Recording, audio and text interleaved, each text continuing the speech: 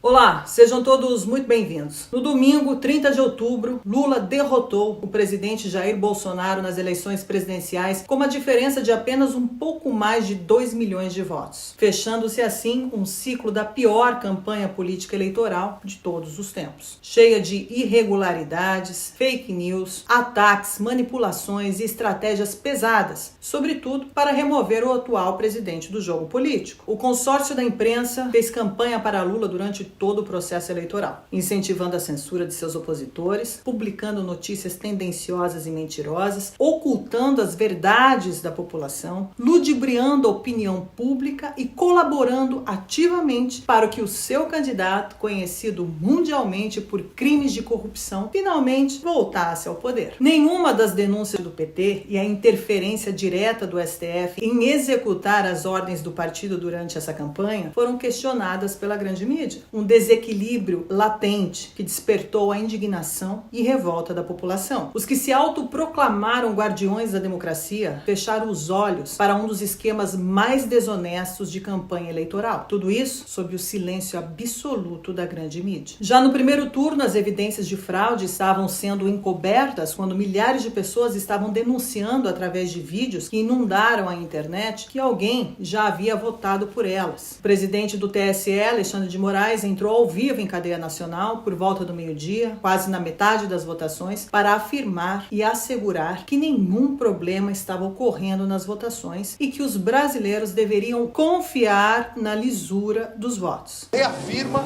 a transparência, a segurança, a auditabilidade das urnas eletrônicas. Nós estamos chegando quase à metade do período eleitoral sem qualquer problema, com tranquilidade, a eleitora, o eleitor no Brasil todo e no exterior se dirigindo às urnas, mostrando a confiança na justiça eleitoral. Uma declaração um tanto quanto questionável, vinda de quem conta os votos, não é mesmo? Mas, como o Brasil se tornou um país condenado a esse regime onde a censura e os direitos individuais foram removidos completamente, sobretudo na questão de liberdade de expressão, questionar nesse país virou crime. Notícias relevantes foram varridas para baixo do tapete. Em 11 de outubro, Aldo Furtado de Lacerda foi preso com mais de 2,5 milhões de reais em dinheiro no porta-malas do seu carro, em Julianópolis, no sudeste do Pará. O valor total estava em notas de R$100. A Polícia Rodoviária Federal informou que o condutor tinha credenciais de acesso ao Congresso Nacional e que a apreensão poderia ser a ponta de um iceberg. Mas esse caso foi abafado e ninguém falou mais sobre ele. Outro escândalo foi as agências de pesquisas eleitorais. O Ministério Público Federal deveria ter investigado pesquisas autofinanciadas. Quase 2/3 das registradas no TSE com acusações de serem compradas e tendenciosas, usadas para ludibriar a opinião pública, prejudicando candidatos, além de influenciar diretamente no resultado final dos votos. Mas as denúncias foram arquivadas por serem consideradas bolsonaristas. Alexandre de Moraes disse que nem ele, nem a Polícia Federal e nem o CAD têm competência para apurar o caso. Na decisão, o ministro diz que as investigações do CAD e da Polícia Federal parecem demonstrar a intenção de satisfazer a vontade eleitoral do presidente Jair Bolsonaro. Outra incompetência também declarada pelo Supremo Tribunal Eleitoral foi diante das fraudes das inserções de rádios, o famoso radiolão. Em 24 de outubro, a exatos 6 dias antes do segundo turno das eleições, o ministro das Comunicações, Fábio Faria, e o chefe da comunicação da campanha do presidente Jair Bolsonaro, Fábio Van Garten, convocaram uma coletiva de imprensa para denunciar mais um crime eleitoral. Depois de uma auditoria de 2 empresas, teria sido constatado que 154.085 inserções de TV e rádio de Bolsonaro não teriam sido veiculadas na região Nordeste de 7 a 21 de outubro de 2022. O presidente do Tribunal Superior Eleitoral, Alexandre de Moraes, rejeitou o pedido feito para investigar um suposto boicote por falta de provas críveis e Bolsonaro passou a ser investigado. Curiosamente, no mesmo dia, um funcionário do STE, Alexandre Gomes Machado, servidor responsável por propagandas eleitorais em rádios, foi exonerado do cargo por indicações de reiteradas práticas de assédio moral, inclusive por motivação política. O TSE mandou a campanha de Bolsonaro explicar o pagamento de auditoria para rádios. A Corregedoria Geral apontou a importância de averiguar a origem de recursos usados para a contratação das empresas. vezes, mas o mesmo TSE não impôs nenhum questionamento à campanha de Lula, principalmente sobre os recursos públicos e privados que foram gastos de forma exorbitante. Uma campanha que arrecadou 125 milhões de reais, enquanto a de Bolsonaro totalizou 43,3 milhões. O TSE quer saber como Bolsonaro gastou seus 43 milhões, mas nunca questionou como Lula gastou e de onde veio o seu orçamento 3 vezes mais milionário, sem contar nas denúncias de recursos recebidos de outros países que nem sequer foram investigados, obviamente. O TSE usou de todos os seus poderes para influenciar diretamente na campanha de Lula. Dias antes da votação final, o TSE removeu grupos das redes sociais que se organizavam para fiscalizar a lisura no processo eleitoral e afirmou que o povo não tem poderes para isso. A jornalista da Globo News informou de forma errônea que a fiscalização do voto é somente de poder da polícia e de autoridades. O TSE, o ministro do Tribunal Superior Eleitoral, Raul Araújo, acaba de determinar a remoção do ar de um site que incentivava apoiadores de Bolsonaro a fiscalizar a eleição com um poder que eles não têm, que é um poder que só cabe à Justiça Eleitoral. Basicamente, esse site era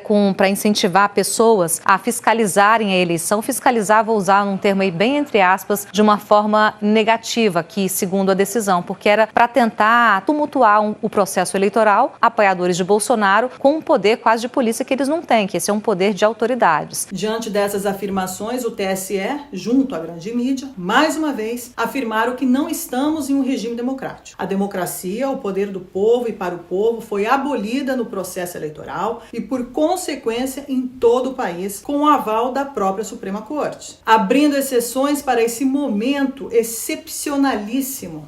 Não se pode permitir a volta de censura sobre qualquer argumento no Brasil. Este é um caso específico e que estamos na iminência de ter o segundo turno das eleições.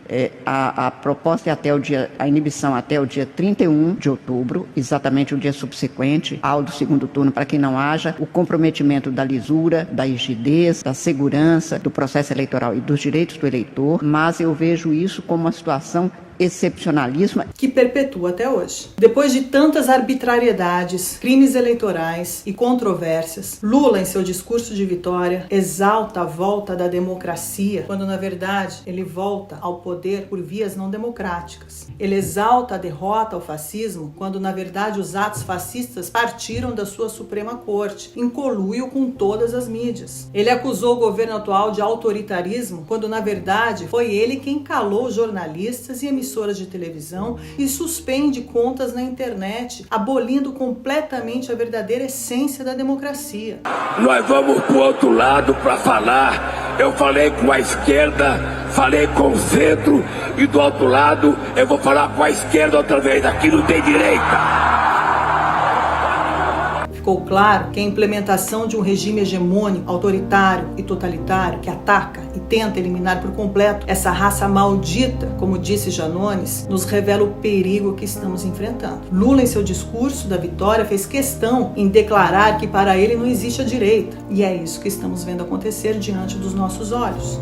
A eliminação e a aniquilação completa de uma verdadeira e legítima oposição, digna dos piores regimes. O resultado dessas eleições brasileiras nada mais é que a confirmação de um golpe que já estava em andamento desde quando Lula foi solto da prisão. O punho duro da Suprema Corte foi longe demais. Um regime que provoca, desumaniza e minimiza a sociedade, reduzindo-a em pobres, miseráveis e criminosos. Essa é a pura propaganda de um regime opressor, uma propaganda que por mais de 3 anos envenena a vida de todos os cidadãos. O povo foi às ruas para manifestar contra o totalitarismo e o autoritarismo. O povo foi às ruas em busca da verdadeira democracia que foi cancelada pelos seus guardiões em nome de seus interesses escusos de um país ainda colônia. O povo se manifesta contra esse sistema nefasto que permite que uma só pessoa comande o Brasil, baseado somente na defesa exclusiva de interesses de uma elite ideológica e partidária. Os movimentos que estão acontecendo por todo o Brasil, diante dos ataques desta mídia desprovida de honestidade intelectual, expressa sua magnitude de nobreza e soberania de um povo que cansou de ser enganado e ludibriado dominado pelo sistema. O Brasil não quer a implementação do comunismo, nem mesmo do socialismo. Essa é a realidade da luta desse povo. O resto é conspiração de uma mídia inóbia, alinhada ao sistema que trabalha em nome dos piores regimes da humanidade.